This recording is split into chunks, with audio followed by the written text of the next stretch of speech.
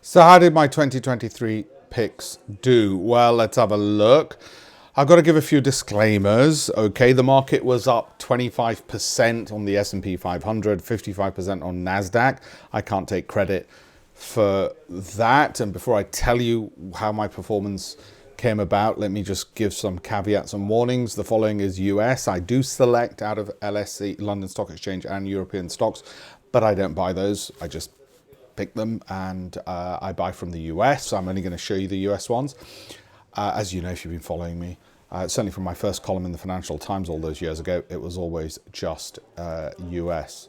So that's the other thing. And our further filtered, I'll read you some more of them. Our further filtered finalists. This is what I'm showing: MACD rising, quality 5, any special situations, going from January. Okay, so this is from January to December. It's not February picks or March or April, May. There were others which did incredibly well, but they're not included, like Costco, Intel, Adobe, because we're looking January to December, 12 months, because 12 months is my normal holding period. But I might start doing February to February and March to March and so on. And it does not include anything that I might be overweight on. In other words, other than my own body. In other words, for instance, if I bought twice as much Microsoft as something else, I've just treated everything as equal size in holdings. And I've not included leverage in any of this, because whilst I did use leverage to enhance my portfolio, for instance, in Microsoft, Apple, Amazon, Costco, I've not included any of that in this, because that wouldn't be fair, because most people don't use leverage. So for me to use it would, well, give me an unfair advantage. This was not a typical year. So another cat, I know what you're thinking about this time. You go, oh, good, just give us it. Tell us what the result was. This was not a typical year. And also, look, in 2022, we were in cash most of it, since February of 2022 till December of till January 2023. And by the way, the names I'm about to show you does not mean I would be holding any of those in 2024. So what are the names? Are you ready for the grand reveal? Get on with it already, Alpesh, you big diva. Okay, here we go. So those were the ones from January, which was on the further filtered list, and rising MACD, monthly rising MACD. If you watch my Telegram, you know what I'm talking about. And my quality 5, of course, are in there as well. And any special situations, which picks which came from the first week of January. Okay, so that's it. That's how it did. 80%. Yeah, I know, bloody hell. But look what's interesting.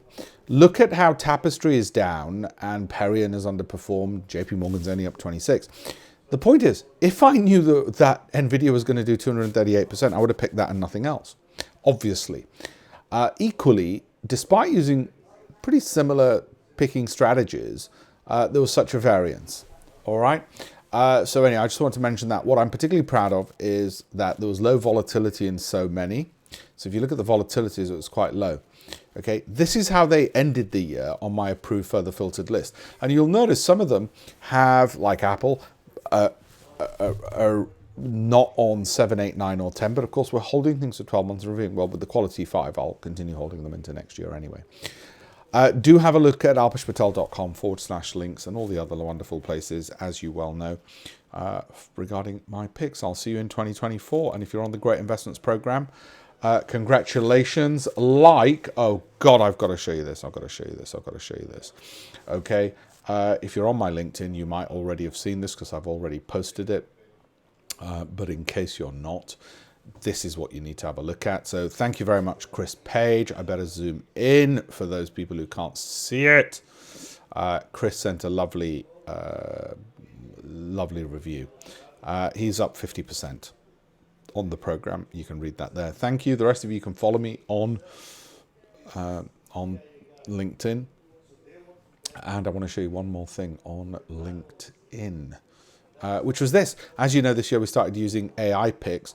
This is an AI pick from May 2023 to December. It was Broadcom, up 83%. I'll put more of these up there, actually.